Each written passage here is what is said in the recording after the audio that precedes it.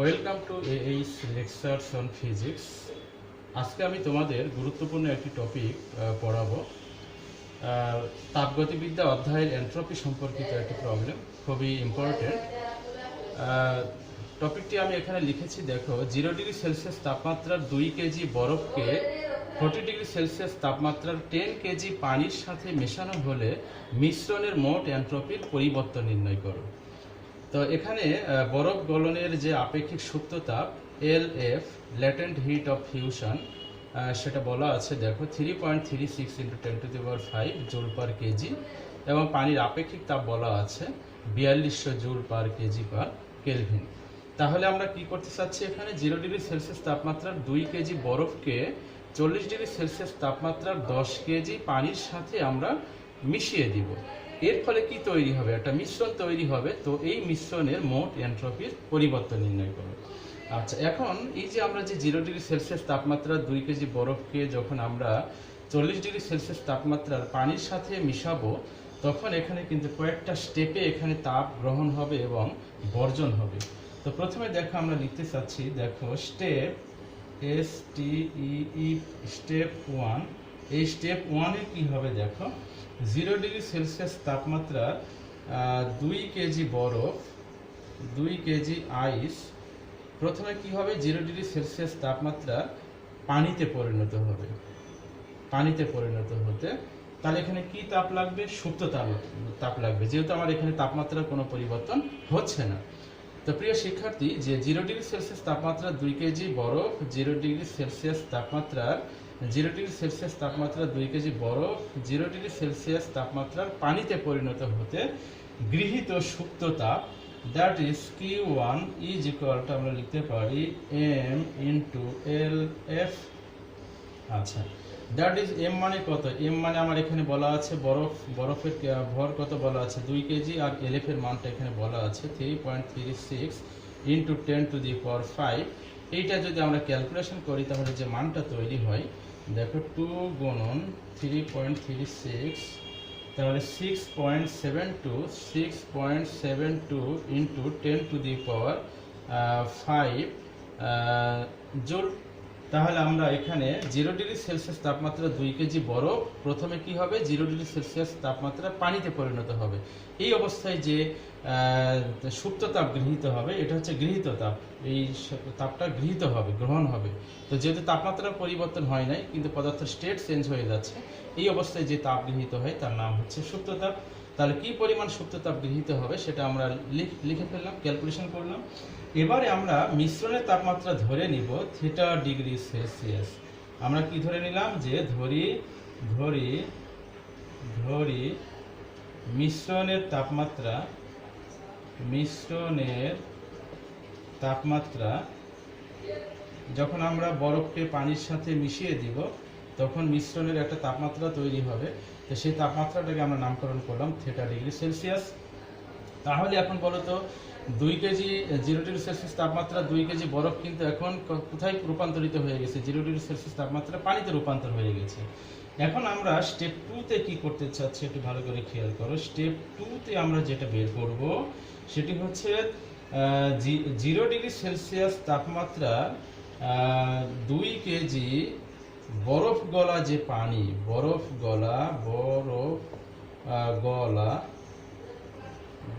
গলা পানিকে আমরা কোথায় নিয়ে যাব, পানিকে থিটা ডিগ্রি সেলসিয়াস তাপমাত্রায় উন্নীত করতে গৃহীত তাপ, থিটা ডিগ্রি সেলসিয়াস তাপমাত্রায় উন্নীত করতে গৃহীত তাপ, থিটা ডিগ্রি সেলসিয়াস তাপমাত্রায় উন্নীত করতে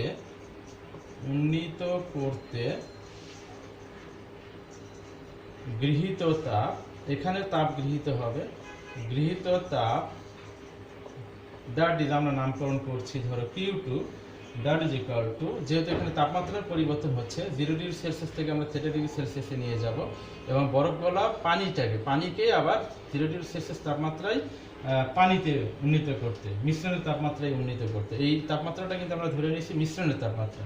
তাহলে সেক্ষেত্রে যেহেতু তাপমাত্রার পরিবর্তন হচ্ছে, সুতরাং ফর্মুলা হচ্ছে MS থিটা।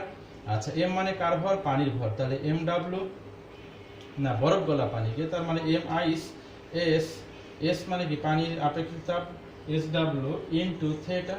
আচ্ছা, that is equal to M মানে কত 2 কেজি, এস ডাব্লিউ মানে কত 4200, পানির আপেক্ষিক তাপ হচ্ছে 4200 joule per KG per kelvin, আর থেটাই থেকে যাবে।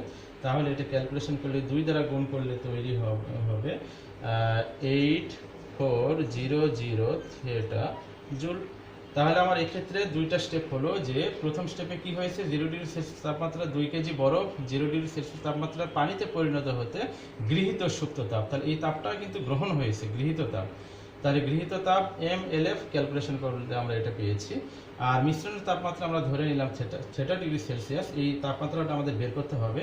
তাহলে স্টেপ 2তে কি হচ্ছে, এই যে আমাদের যে বরফ গলে পানিতে পরিণত হলো 0 ডিগ্রি সেলসিয়াস তাপমাত্রা পানি, সেই 0 ডিগ্রি সেলসিয়াস তাপমাত্রা 2 কেজি বরফ গলা পানিকে এখন কোথায় নিয়ে যাব, 0 ডিগ্রি সেলসিয়াস তাপমাত্রার মিশ্রণে উন্নীত করতে গৃহীত তাপ।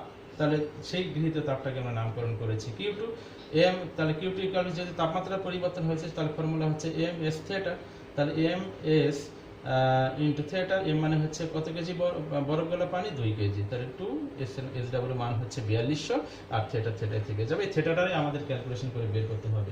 এবারে আমাদের 40 ডিগ্রি সেলসিয়াস তাপমাত্রা যে পানি সেটা কিন্তু এখন 40 থাকবে না, ওটা তাপমাত্রা নেমে আসবে, যেহেতু তার সাথে বরফ 2 কেজি মিশ্রিত করা হয়েছে। তাহলে স্টেপ 3তে কি তৈরি হচ্ছে দেখো, স্টেপ 3তে যেটা হবে 40 ডিগ্রি সেলসিয়াস তাপমাত্রার 40 ডিগ্রি সেলসিয়াস তাপমাত্রার 10 কেজি পানিকে থেটা ডিগ্রি সেলসিয়াস তাপমাত্রায়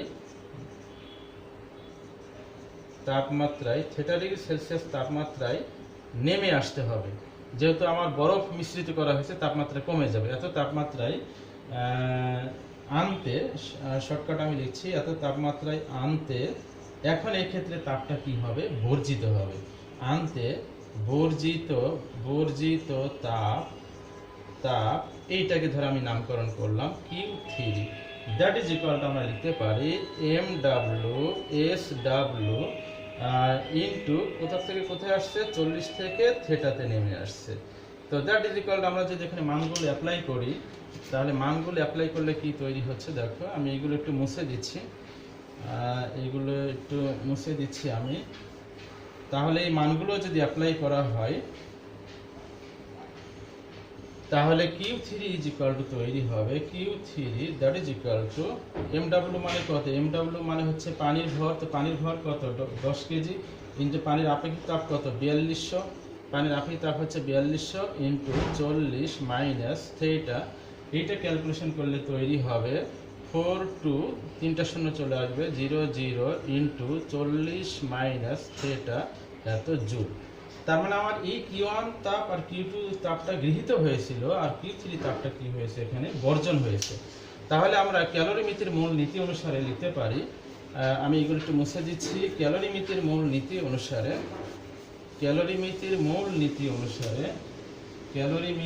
নীতি অনুসারে গৃহীত তাপ ইজ ইকুয়াল টু কি, বর্জিত তাপ। ক্যালোরিমিতির মূল নীতি হচ্ছে গৃহীত তাপ ইজ ইকুয়াল টু বর্জিত তাপ। তো গৃহীত তাপ কি হয়েছে আমার এখানে Q1 প্লাস Q2, আর বর্জিত তাপ হয়েছে আমার এখানে Q3। আচ্ছা, তাহলে এই মানগুলো যদি এখানে অ্যাপ্লাই করা হয়, Q1 মানে ছিল আমাদের 6.72 into 10 to the power 5 plus Q2 ছিল 8400 theta, that is equal two 42000 into 40 minus theta. এইটা যদি আমরা ক্যালকুলেশন করি তাহলে থেটা ইজ ইকুয়াল টু তৈরি হবে 20 ডিগ্রি সেলসিয়াস। তার মানে আমরা মিশ্রণের তাপমাত্রা পেয়ে গেলাম কত 20 ডিগ্রি সেলসিয়াস।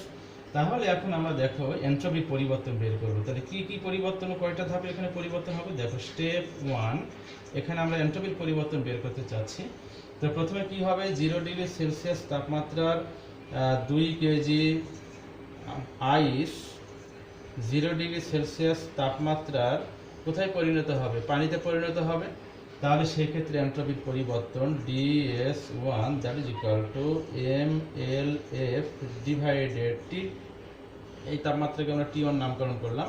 তো m মানে কত, 2 কেজি, ইন্টু LF মানে হচ্ছে 3.36 ইন্টু 10⁵ ডিভাইডেড T1 মানে হচ্ছে যে তাপমাত্রা থেকে যে তাপমাত্রা নিয়ে যাচ্ছে 0 থেকে 0 কেলভিনে নিয়ে গেলে এটা কত হবে, 273 কেলভিন।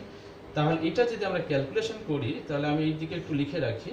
ফাইনালি এখানে যে মানটা তৈরি হবে, আমরা যদি ক্যালকুলেটর টিপে বের করতে চাই, তাহলে 2 গুণন 3.36 গুণন 10⁵ ভাগ 273 দিয়ে ক্যালকুলেশন করলে তৈরি হয় 2461.54 এত জুল পার কেলভিন। তাহলে আমরা এখানে পেয়ে গেলাম প্রথম ক্ষেত্রে 0 ডিগ্রি সেলসিয়াস তাপমাত্রার 2 কেজি বরফ 0 ডিগ্রি সেলসিয়াস তাপমাত্রা পানিতে পরিণত হতে এই এন্ট্রপিক পরিবর্তনটা আমরা পাবো। তাহলে এটাকে আমি লিখে রাখি DS1 that is equal to 2461 into 54 joule per kelvin. এন্ট্রপির একক হচ্ছে জুল পার কেলভিন। তোমরা একটা ক্যালকুলেশন করে চেক করে নেবে। আচ্ছা, তাহলে এটা স্টেপ 1 হয়ে গেল। স্টেপ 2 তে আমার কি হচ্ছে দেখো। স্টেপ 2 তে যেটা হবে, স্টেপ 2 তে STEP স্টেপ 2 তে দেখো মানে এন্ট্রপির পরিবর্তন কিভাবে বের করছি, সেটা হচ্ছে 0 ডিগ্রি সেলসিয়াস তাপমাত্রা বরফ গলা 2 কেজি পানি, 0 ডিগ্রি সেলসিয়াস তাপমাত্রার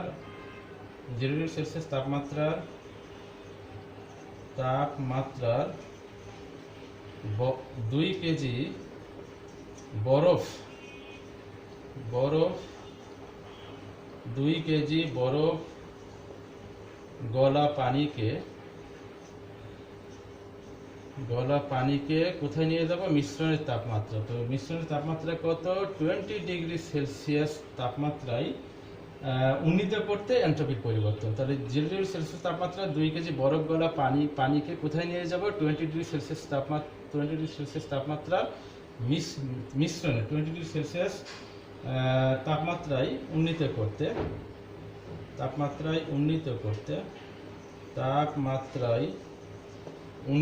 করতে এন্ট্রপির পরিবর্তন DS2 that is equal two, এখানে যেহেতু তাপমাত্রা পরিবর্তন হচ্ছে, সুতরাং তাপমাত্রা পরিবর্তন হলে ফর্মুলা হচ্ছে MS ln T2 divided T1।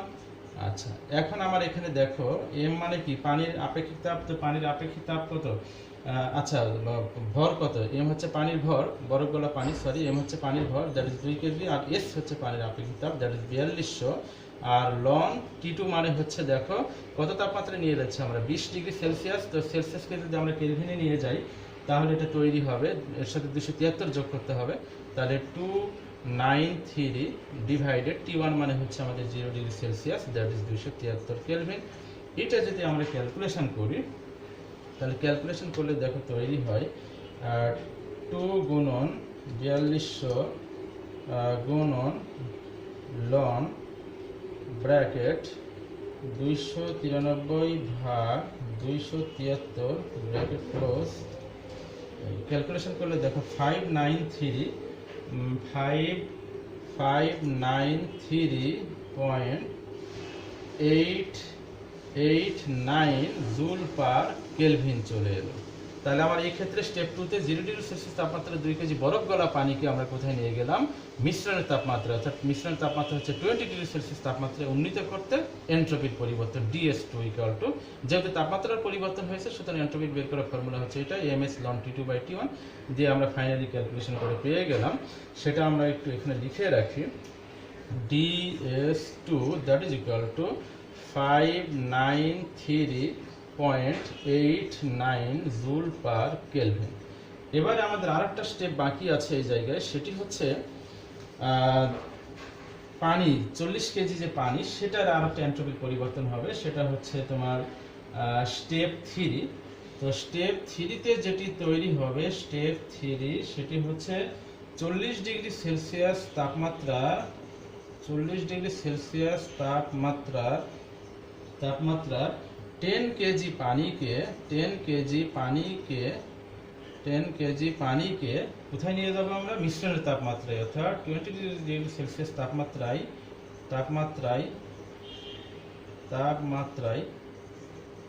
তাপমাত্রায় নিতে এন্ট্রপির পরিবর্তন, তাপমাত্রায় নিতে 40 ডিগ্রি সেলসিয়াস তাপমাত্রা 10 কেজি পানিকে 20 ডিগ্রি সেলসিয়াস তাপমাত্রায় নিতে, এই তাপমাত্রাটা মিশ্রণের তাপমাত্রায় নিতে এন্ট্রপির পরিবর্তন DS3, এখানে কি তাপমাত্রার পরিবর্তন হয়েছে, সুতরাং এখানে MW SW ln T3 divided T2 divided T3। আচ্ছা, MW মানে পানির ভর কত? MW পানির ভর হচ্ছে 10 কেজি গুণন SW মানে পানির আপেক্ষিক তাপ, that is 4200 into ln T2 মানে হচ্ছে আমাদের কোন তাপমাত্রা? 40 ডিগ্রি সেলসিয়াস তাপমাত্রা। 40 ডিগ্রি সেলসিয়াস, T2 হচ্ছে 20 ডিগ্রি সেলসিয়াস তাপমাত্রা, আর T3টা হচ্ছে 40 ডিগ্রি সেলসিয়াস তাপমাত্রা। তাহলে এটা কত? 20 ডিগ্রি সেলসিয়াসকে কেলভিনে নিলে কত হয়? 293 ডিভাইডেড T3 হচ্ছে 40, এর সাথে 273 যোগ করলে কত হবে? 313। That is equal two, calculation করলে এখানে তৈরি হবে 10 গুণন 4200 গুণন ln ব্র্যাকেট 293 ভাগ 313 ব্র্যাকেট ক্লোজ। ক্যালকুলেশন করলে তৈরি হয় মাইনাস 2773.28 জুল পার কেলভিন। মজার বিষয় দেখো, এখানে এন্ট্রপির পরিবর্তন কিন্তু মাইনাস ছিল, তাহলে মাইনাস আসা মানে কি? আসলে বিশৃঙ্খলা কমে যাওয়া, অর্থাৎ আমার তাপমাত্রা তো 40 থেকে কোথায় নেমে এসছে? 20-এ নেমে এসছে।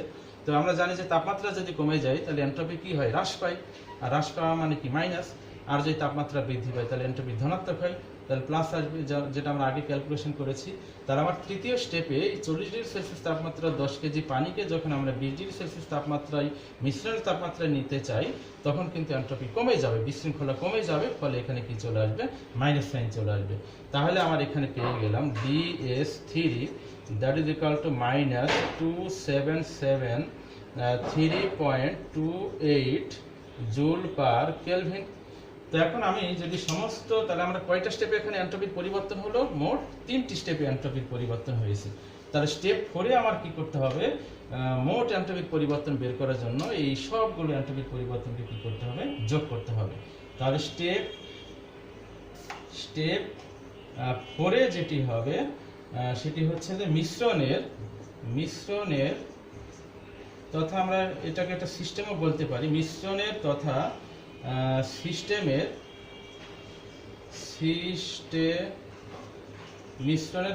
সিস্টেমের মোট এন্ট্রপির পরিবর্তন,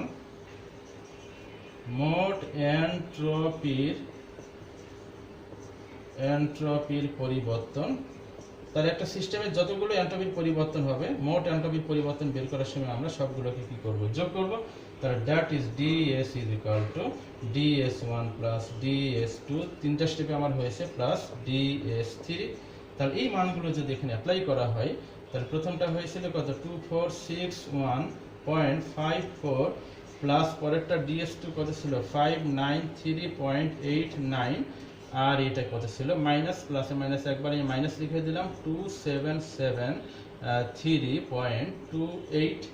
দ্যাট ইজ, ক্যালকুলেশন করলে এখানে কি তৈরি হচ্ছে দেখো, আমরা একটু করি, 2461.54 প্লাস 593.89, এটা যোগ হয়ে গেল, বিয়োগ 2773.28 দিয়ে ক্যালকুলেশন করলে এখানে তৈরি হচ্ছে দেখো 282.15 জুল পার কেলভিন।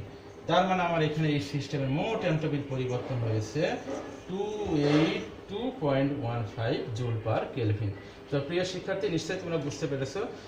আশা করি তোমরা এই টপিকটা যে কয়েকটা স্টেপে এনট্রপির পরিবর্তন হয়েছে সেইগুলো আমি স্টেপ বাই স্টেপ তোমাদের বুঝিয়ে দিলাম যে কিভাবে এখানে তাপ গৃহীত হচ্ছে, বর্জিত হচ্ছে, এবং কয়টা স্টেপে এনট্রপির পরিবর্তন বের হয়েছে সেটা আমরা আলাদা আলাদা করে বের করে মোট এনট্রপিক পরিবর্তন যখন আমরা বের করলাম তখন সবগুলোকে আমরা কি করলাম, যোগ করলাম। তো নিশ্চয়ই তোমাদের এই লেকচারটি ভালো লেগেছে। তো তোমাদের সবাইকে অশেষ ধন্যবাদ।